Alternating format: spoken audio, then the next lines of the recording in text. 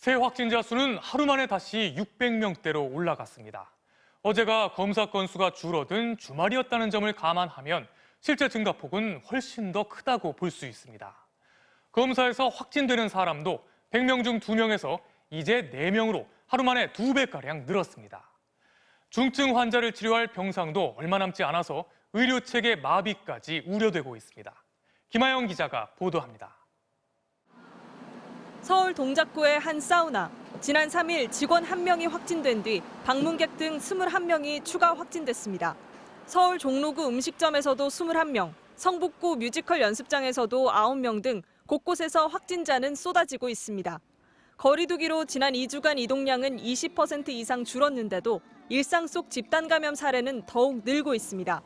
주말이 되면서 검사 수는 8,000건 이상 줄었지만 오늘 확진자 수는 631명으로 오히려 코로나19 확산 이후 세 번째 높은 수치를 기록했습니다.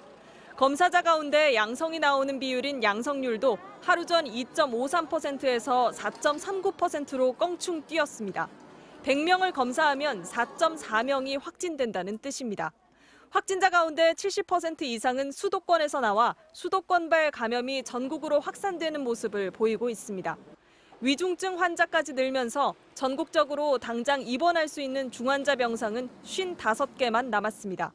방역당국은 이대로라면 일주일 뒤 병상이 부족해 의료 체계가 마비될 수도 있다고 말했습니다. 지금 더는 물러설 곳이 없습니다. 이번 위기는 지금까지 위기와는 다릅니다.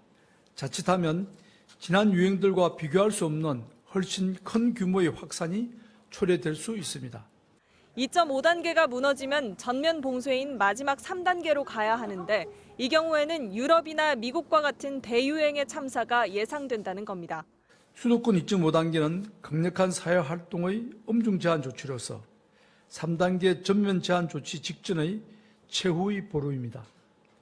방역당국은 지금은 언제 어디서든 감염될 수 있는 상황이라며 사회활동 자체를 자제하고 특히 식사를 해야 하는 모임은 취소해야 한다고 강조했습니다. MBC 뉴스 김하영입니다.